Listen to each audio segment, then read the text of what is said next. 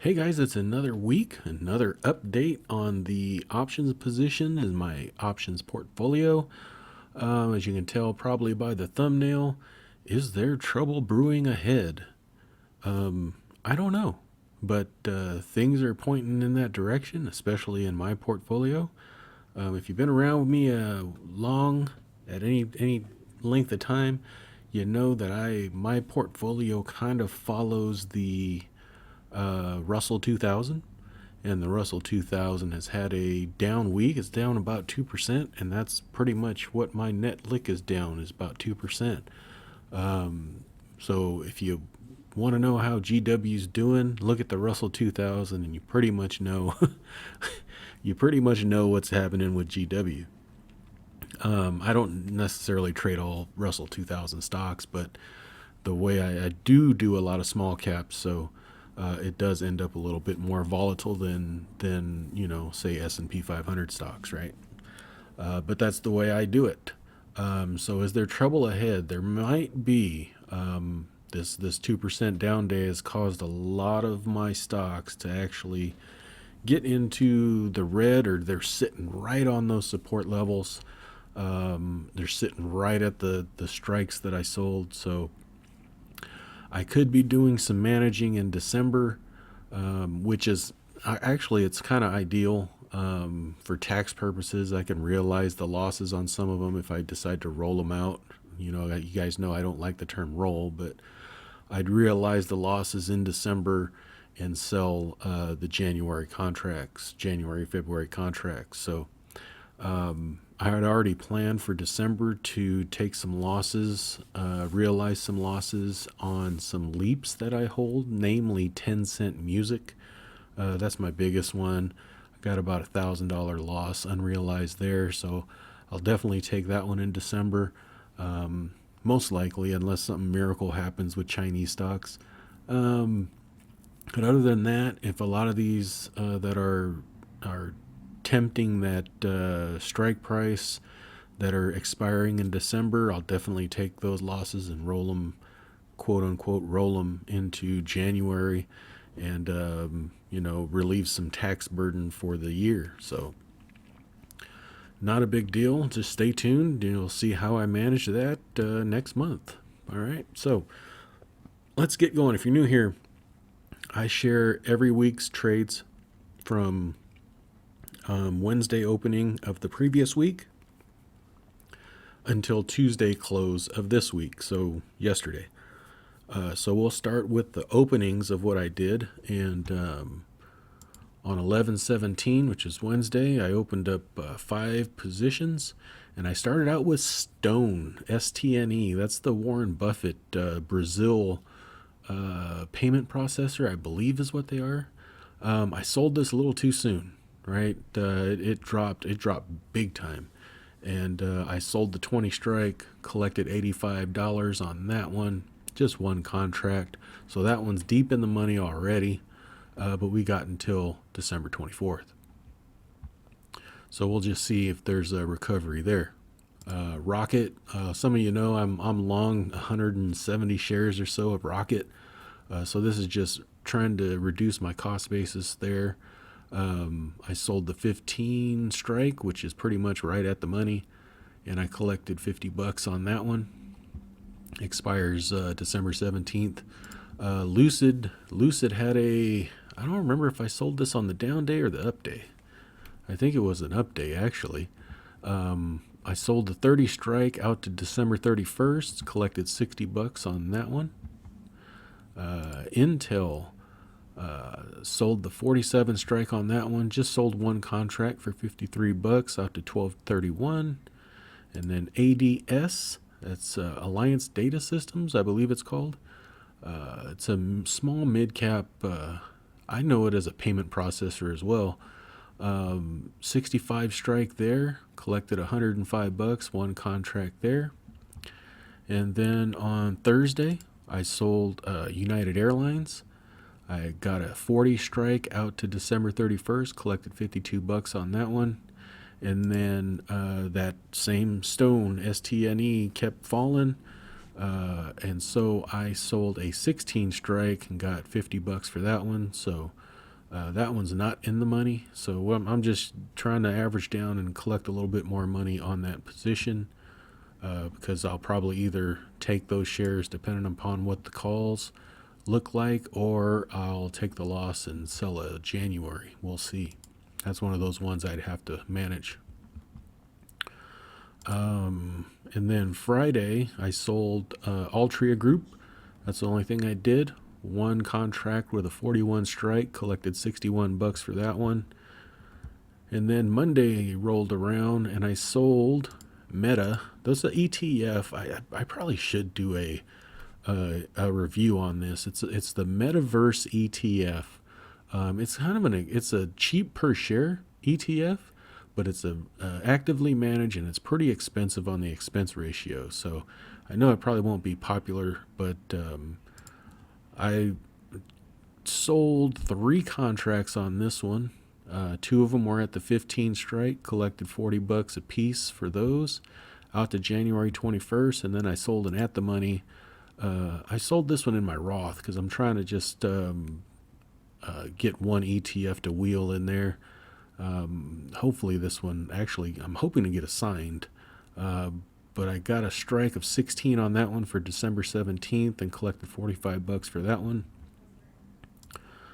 And then also on Monday, Art K. I went down to the 90 strike. It would have been probably better if I waited till today to put this on, obviously, because we had a Art K, couple of the top stocks in there were having big trouble, but collected $101 on that.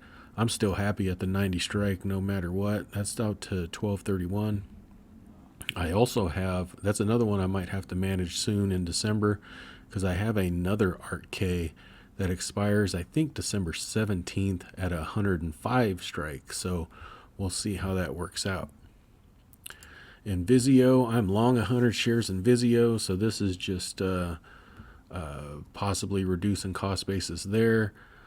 So I got a 16 strike out to January 21st. This is today's trades, or yesterday since you're watching it on Wednesday. Did the 16 strike, collected $50 on that one. And some of you are going to disagree with this one. And it's a Tesla put spread, and it's wide. So I sold the 650, collected $382 on that one, and then I bought the 600 and paid $232 for that one. So that was a spread of $150. People aren't going to like that 50 wide spread, but I just did it because it reduced the margin impact. Because if you do 650 selling Tesla alone, it's a big number. It's like $40,000 margin impact or something. But if you do this spread, I think this one costed me is costed a word? I don't think so. This one, I think it had like $1,000 of margin impact. So I got $1.50 for that $1,000 of margin impact, and I don't mind being this wide, way down here at 650. It's a 40% drop. Could it happen? Yeah, I doubt it. So $150 credit on that spread. And then SoFi, got back into SoFi. A lot of people were telling me, hey, you should need to sell puts on SoFi. And I think we talked about it on the live stream, that I wouldn't sell SoFi until the 14 or 15 strike was decent. And here we go. I sold one put out to December 31st at the 15 strike, collected $52 for that one. So that's where I like SoFi. So when it was sitting up, it was just at $22, $23 not too long ago, and here it is back at $17.81, and I like that $15 level there. I might actually go in and sell another one if I can get this price, get that premium. And then Overstock. Overstock.com, OSTK, that went out to January 21st as well. Got a 60 strike, and $115 for that one. And I think it's got really good support. I think it's 70. So 60, I think, is pretty comfortable there. And then the last one I did today was Best Buy. Best Buy tanked on earnings today. I got out to January 21st and I did the 90 strike. I think that's a really good. I think 100 is the support level if my mind is working correctly right now. So I got down there at 90 and collected $90 for it. So those are all the openings for the week, the past 5 days, and now we'll take a look at the closings. Sort that. And here we go. Not much. 11/17, I closed 2 Camping Worlds. Closed 2 of those, a profit of $60 in 12 days. I closed the USO, which is the oil fund. Profited $30 in 21 days. I just wanted out of that one.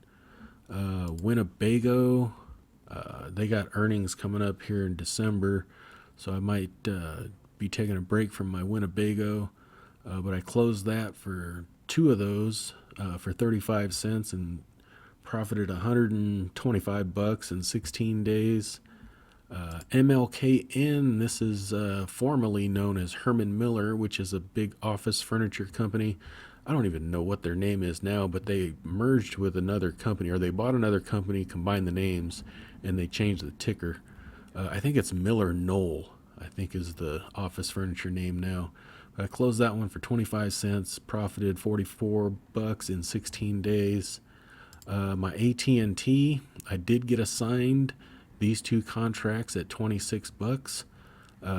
So I got a break-even price of $25.50 on those, but we just pocketed that gain of AT&T $99.45 in 49 days. So I'll be looking to sell probably some calls here on the 200 shares of AT&T.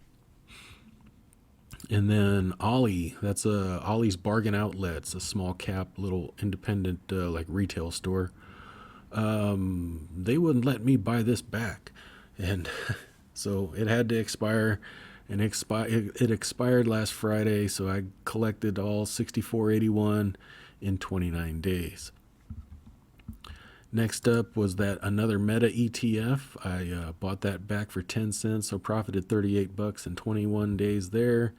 And finally, my Ruger, I bought that back for 15 cents, collected $59 in 17 days. So those are the only closes. Kind of a quiet week for closing. Like I said, we had the Russell really moving down this past 5 days, about 2%. So that really prevented me from closing out more. So now we're going to take a look at premium cooking.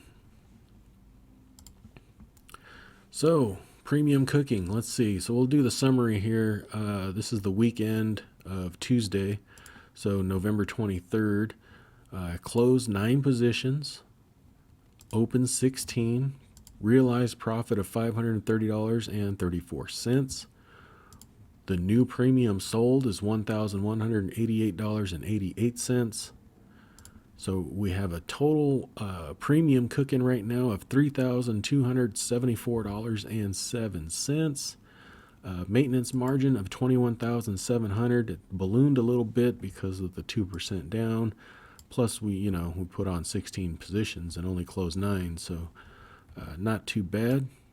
Our buying power usage 18.79%, and what that is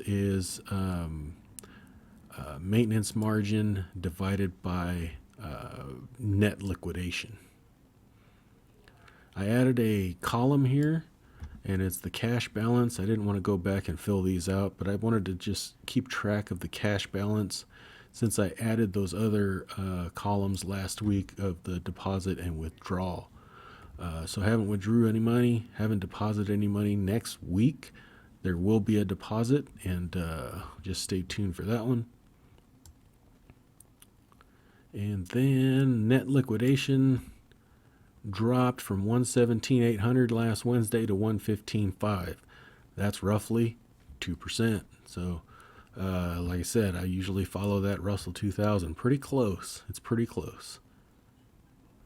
So the return on maintenance margin, so we had $530 in profit divided by the maintenance margin from last week. That's 3.12%. And then the return on net lick, and that is the profit realized divided by the net lick of the previous week, so 0.45%, so roughly 0.5% for the week. Not bad. I'll take it all day long. So that's it, guys. I don't know what else to add to this, but this is going to probably start being important, the cash balance and the deposits and withdrawals, because I actually may start literally living off this income, next year, or at least part of it. I'm imagining some of it I'll have to probably live on. So I'm going to spend December probably managing positions, realizing some losses, doing that type of thing. But I'm also going to learn some new strategies to try and increase my profit realized, get better suited or better diversified, on playing both sides, the put and calls, and getting into probably some different